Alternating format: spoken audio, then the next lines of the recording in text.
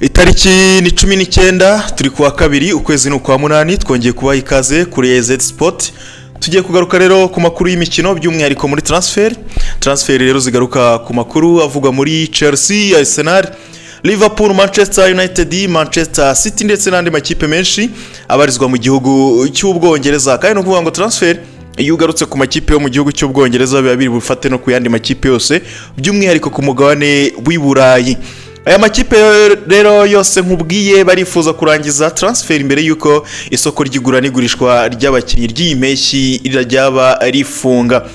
Gunners cyangwa se abarashi basa nk'abagiye gupfusha amahirwe ubusa bari babonye yo kugura Eberki Eze kuko abakeba babo bibihe byose aribo Tottenham Hotspur biragaragara yuko aribo bafite amahirwe yo kuba bamusinyisha, ariko hari amahirwe yuko ekipe ya Arsenal ishobora gusinyisha umunyabrazil Rodrigo Gaoz aturutse muri Real Madrid kuko Madrid yamaze kwemera yuko uyu mugabo w'umunyabrazil ashobora kuba yagurishwa. Muri Liverpool mu mpera z'icyumweru nibwo amafaranga bamaze gutanga kuri iri soko ry'igura ry'abakinnyi amaze kugera muri miliyoni 300 z'amayero ubwo yasinyishaga myugariro Giovanni Leoni. Aya mafaranga karibwo yazamutse cyane, ariko Liverpool bigaragara ko itari tayari kuba yarekeraho ngaho kuko witwa Alexander Isaac ndetse na Mark Gehu Liverpool ifite gahunda nabo yo kubongera muri squad yabo.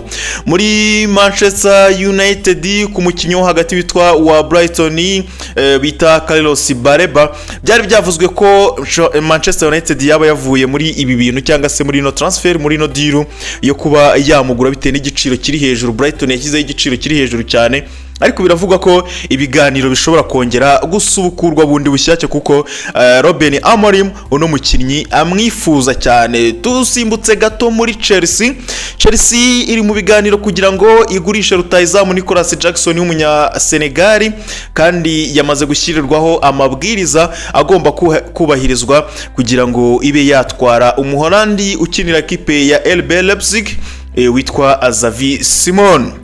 Ibi rero nibyo tugiye kurambura mu minota mike kugira ngo tubisasanure tubijye imuzi tubigere imuzingo kugira ngo mumenye neza ibijya imbere muri transfer z'amakipe mukunda muri benshi.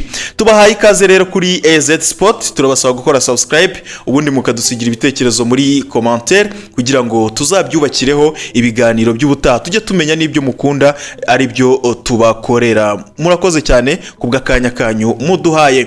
Duhereye muri Chelsea reka duhere kuri Santos. Uyu mukinnyi Santos yavuye muri Brazil ari umwana, Chelsea iramuzana imutiza muri Strasbourg. Umukinnyi aragenda aradevelopa umukinnyi mwiza, amakipe menshi rero ababireba yatangiye kumwifuza, ariko Chelsea iravuga ati Chelsea twebwe nta gahunda dufite yo kurekura Andre Santos burundu cyangwa ngo twongere kumutiza indi kipe yari yose. Uyu munyamakuru rero bamwita Don Smith ndetse n'undi mugenzi bakorana bita Sam Tibet akaba ari bo babyanditse bavuga ko Chelsea yabwiye amakipe yose yifuzaga Andre Santos yuko adakorwaho. Ikindi kinyamakuru cyitwa Standard Sport kiravuga ko ekipe ya West Ham ariyo yaba yagerageje kuvugisha Chelsea kubijyanye na Santos kuko yifuza kumutangaho miliyoni 45, ariko Chelsea bahita ibabwira yuko uyu munyabrazil atagurishwa. Chelsea nta gahunda ifite yo kumutiza, nta na gahunda ifite yo kumugurisha, nicyo gisubizo yahaye The Hammers cyangwa se West Ham. Mbibutse yuko iyi West Ham inafitanye umukino na Chelsea kuwa gatanu ku isaha 3 z'ijoro aho bazakinira kuri stade ya West Ham ibarizwa mu gihugu cy'Ubwongereza, Stade Olympique yubatswe n'igihugu cy'Ubwongereza ikaza kuba yakegurirwa ekipe ya West Ham. Chelsea tukiri muri Chelsea gato, Chelsea hari impinduka ziri kuri Xavi Simons kuba yakerekeza muri Chelsea. Ekipe ya RB Leipzig yaburiye Chelsea ko Xavi Simon azaguma muri iyi kipe ikeretse babonye igiciro nibura kiri hejuru cyangwa se nibura miliyoni 70 z'amayero. Nibatazibona kuri Xavi Simon ntabwo no mugabo w'umuholandi azasohoka muri ekipe ya RB Leipzig. uyu mukinnyi mpuzamahanga w'umuholande amaze igihe avugwa cyane ko ashobora kwerekeza Stamford Bridge, ndetse yamaze kugirana n'amasezerano y'ibanze cyangwa se ibyo twakwita nka Paston Terms, contract, imishahara, byose by'ibanze bimureba, byose yamaze kubiganira na Chelsea. Urumva ikibazo gisigaye kiri hagati y'amakipe yombi kugira ngo yumvikane. Byongeye kandi hari amakipe yo mu Budage nka Bayern Munich ndetse no mu Bwongereza nka Manchester City nazo zari zamwifuje, ariko Simons abakiriya abwira RB Leipzig ko ashaka kwerekeza muri Chelsea gusa muri no mpeshyi. Ariko ikinyamakuru cyo mu Budage cyitwa Kicker cyatangaje ko RB Leipzig itazigera igabanya igiciro cya miliyoni 70 iteganya kubona muri uno umusore. Umuyobozi w'imikino wa Leipzig cyangwa se uwo twakita nka directeur sportif uwo bita Marcel Scaffa yavuze ati muri no weekend ishize nibwo yaganiraga n'ibinyamakuru byo mu Budage, aravuga ati twebwe dufata ibyemezo byacu byose dushingiye ku nyungu z'imikino n'iz'ubukungu z'ikipe muri rusange. Ati iyo byose bihuje rero kandi tukareba no ku nyungu z'umukinnyi wacu, ati iyo byose bihuye rero cyangwa se tubona biri mu murongo mwiza, ati dusanzwe tureka abakinnyi bakaba basohoka mu ikipe. Ati icyakora ubu siko bimeze aka kanya, kandi niba nta gihindutse Xavi Simons azakomeza kuba umukinnyi wa RB Leipzig n'uyu mwaka w'imikino. Ngayo nguko rero Chelsea urumva discussion ni nkeya, abadage bagiye ngiye bakundira ko bagira ijambo ryabo bahagarara ku ijambo. Na miliyoni 70 Chelsea zifite inigenda izishyure, nibitazifite ubwo nyine nigumana bifite. Ariko mbabwira yuko impamvu Chelsea itari kwirukansa ino deal nuko Chelsea muri gahunda zayo ishaka kugira ngo ibanzire kure Christopher Nkunku abanze asohoke, ndetse na Nicolas Jackson, abo bombi nibamara kubona aho berekeza nibwo Xavi Simons azaza muri Chelsea. Mbibutsa ko equipe ya Bayern Munich ariyo iri kugirana ibiganiro na Chelsea kugira ngo ibe yakegukana Christopher Nkunku, naho equipe ya Aston Villa nayo iri mu biganiro na Chelsea kugira ngo ibe yakegukana Nicolas Jackson. Kuri Christopher Nkunku Chelsea iri kumushaka mu miliyoni 35 ikamugurisha muri buryo buri permanent, mu gihe equipe ya Bayern Munich yo idashaka kugura ahubwo ishaka gutira, kandi equipe ya Chelsea ibintu byo gutiza abakinnyi ntabwo iri kubikozwa muri no mercato.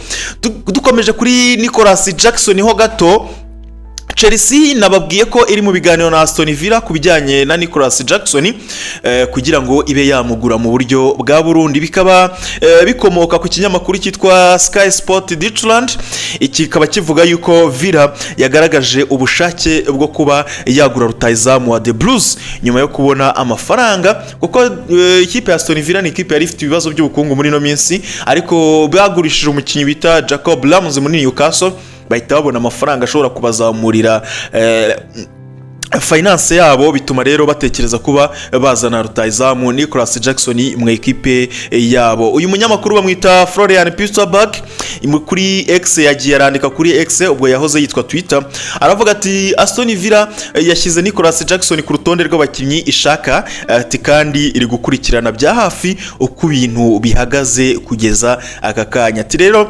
ibiganiro hagati ya Aston Villa na Chelsea ubu ngubu biri kuba kugira ngo uno rutayizamu yerekeze Villa Park. Uyu rutayizamu w'imyaka 24 rero ushobora gukina imyanya nibura nk'ibiri mu kibuga, unumva nimero 9 cyangwa se nimero 11. Amahirwe menshi rashobora kwerekeza muri Aston Villa. Mbibutsa yuko witwa Unai Emery utoza Aston Villa kugeza aka kanya ari nawe wamuzamuye cyangwa se wamuzamuye mu ikipe ya Villarreal, byatumye n'ikipe ya Chelsea ijya kumugura. Tugeze muri Manchester City, kuyu muhungu umunyabrazil bamwita Savinho byamaze kwemezwa yuko agomba kuguma muri Manchester City. Proposal ya Tottenham yo kuba yagura Savinho Manchester City yayiteye utwatsi bigizwemo uruhare n'umutoza Pep Guardiola. Kuko raporo z'ibitangaza makuru zigenda zibigarukaho, uyu munyabrazil yabwiwe ko atazava kuri Etihad Stadium muri iyi mpeshyi. Byongeye bivugwa yuko umutoza Pep Guardiola ari we wabigizemo uruhare runini mu kuba yagumana uno munyabrazil, kuko Pep Guardiola yari yatekereje ko yamugurisha ubundi akajya kugura Xavi Simons cyangwa se Rodrigo, ariko nyuma ngo aza gutekereza asanga bitaba ari byo cyane ko Rodrigo ahenze, Xavi Simons nawe yanze kuza muri Man City kuko we ashaka Chelsea. Pep Guardiola rero arareba ku isi yose mu bandi bakinnyi bahari, aravuga ati reka ngumane Savinho nta kundi, kuko nubwo ikipe yari yatekereje kuba yamugurisha, ariko Pep Guardiola yabonye abakozi kosa rikomeye kuba yatandukana nuno munyabrazil.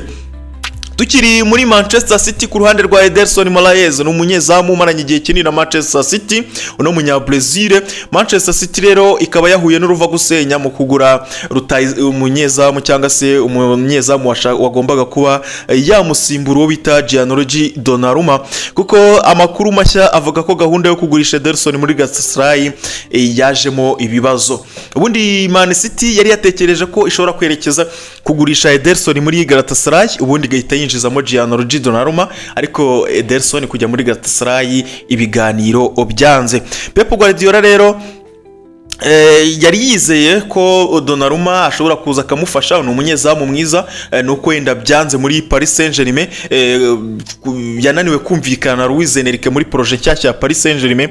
Kandi mu bigaragara nuko ikipe ya Manchester City yari yamaze kumvikana personal terms zirimo n'imishahara ya miliyoni 12 kuri Gianluigi Donnarumma, ariko byose ubu ngubu bisa nkaho byahise ibihomba.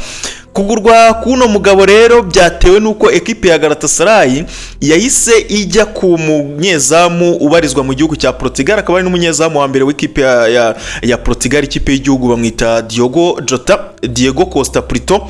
Uyu Diego Costa rero akaba ari we munyezamu ugiye kwerekeza mu ikipe ya Galatasaray. Ubwo ibya Ederson bihita bipfuba, bituma na Gianluigi Donnarumma kuza muri Manchester City bisa nk'umushinga wahombye. Tugeze muri Arsenal gatoya, baravuga ati umuryango urafunguye kuri Arsenal kugira ngo ikore ibishoboka byose kuba yagura Rodrigo, nyuma y'uko ikipe ya Manchester City ifashe icyemezo cyo kugumana Savinho.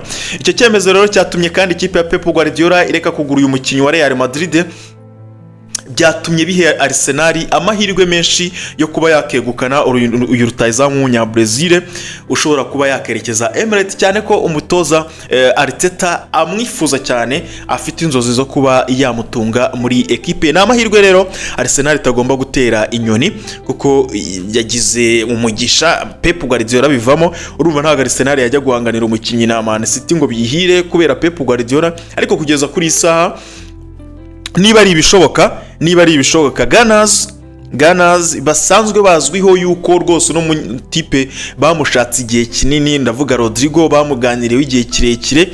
Ibijyanye rero no kumugura barabyemeranyijwe cyane muri no mpeshyi yose.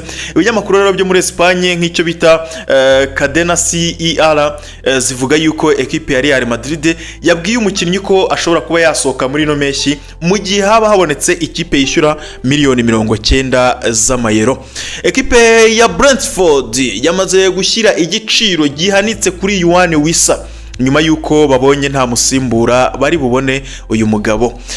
Brentford yazamuye igiciro kuri Yoane Wissa, irakizamura iragitumbagiza. Ibi ngibi turi kubisoma ku nkuru yanditswe n'uyu munyamakuru bita Sam Tibuto, uko agenda abigarukaho mu ncamake. Aravuga ati Biz nivuga Biz ni wumva inzuki zisanzwe, na agataziro cyangwa se akazina bakunda kwita ekipe ya Brentford. Iravuga ko uno mukongomani rero Wissa yarasanzwe ubundi afite agaciro ka miliyoni 50 z'amayero, ariko ekipe ya Brentford yahise ifata uno musore w'imyaka 28 imukubita kuri miliyoni 60 z'amayero. Newcastle rero yari imwe mu makipe yifuza kumugura, kuko yatekerezaga yuko yamugura miliyoni 35 z'amayero, ariko ntabwo yiteguye guhita yishyura igiciro cya miliyoni 60 nk'uko Brentford izishaka. Bityo rero bikaba byatuma ikipe ya Brentford igumana umukinnyi wayo. Uwitwa Sancho akomeje kuba gaterera nzamba i Manchester, n'ubu ngubu yanze gusohoka, diru yo kumwerekeza muri AS Roma yapfuye. Jadon Sancho yanze kwerekeza muri Roma kuko atekereza ko harandi makipe ashobora kuzuba yamwifuza, nkuko byanditswe ku rubuga rwa X, ku rubuga rwa Twitter rw'umunyamakuru Fabrizio Romano. Yagize ati umujyanama wa Jadon Sancho yabwiye ikipe ya AS Roma, cyangwa se reka tuvuge umu agent wa Jadon Sancho yabwiye ekipe ya AS Roma yuko bafashe icyemezo cyuko proposal yabo bayitera ishoti. Sancho ashaka kubanza kureka andi makipe akabanza kaza ari menshi, noneho we akaba yahikitiramo. Ubwo nuvuga ngo ku ruhande rwa AS Roma nabo bagomba kuba bashaka andi mahirwe, cyangwa se bakaba bashaka abandi bakinnyi basinyisha, kuko uwo bashakaga yamaze kubanga. Amakuru kandi ava Manchester mu masaha 24 ashize aravuga ko Manchester United ibijyanye na Carlos Baleba rwose noneho yabivuyemo burundu. Red Devils cyangwa se amashitani atukura biravuga ko rwose biteguye kwemera ko uyu mukinnyi w'imyaka 21 ukinira ikipe ya Brighton atagurishwa muri iyi mpeshyi bitewe n'ibyo babonye Brighton iri kubasaba. Ikinyamakuru cyitwa The Athletics kirabivugaho neza kikabigarukaho kivuga yuko ikintu cyatumye cyonyine Manchester United iva muri no deal ni igiciro cyasabwe n'ikipe yo ku nkombe y'amajyepfo y'Ubwongereza, cyatumye United ibyo gutanga bid ibivamo kuko ibiganiro byari byabanje byagaragaje ko ikipe ya Brighton itashaka kugurisha uno mugabo. Nubwo Ruben Amorim ari umufana ukomeye cyane uno mutipe wo muri Brighton Carlos Baleba, ariko nkuko Amorim yavuze ati ngiye nshaka umukinnyi uri Athletic, umediateur uri Athletic wihuta cyane ufite kandi imbaraga, mbese yashaka copy paste ya Caicedo, ariko bisa nkaho Brighton itari tayari kuba yamugurisha aka kanya. Byatumye rero Manchester United ifata umwanzuro wo guhindura ibitekerezo ibyerekeza muri Portugal muri Sporting Lisbon, aho yagiye kubaza amakuru kubijyanye na Morten Højlund, akaba ari we ahubwo yasimbuza uyu Carlos Baleba, akaba ari we waza gukinira ikipe ya Manchester United. Ngayo nguko rero ibingibi nibyo biri kuvuga kugeza aya masaha, ariko ntago ari byo biri kuvugwa umunsi wose. Andi makuru yo nakagaruka, cyo tugusaba no gukora subscribe kuri AZ Sport, ibindi byo turabikugezaho mu masaha make cyane. Ciao ciao, naho utaha.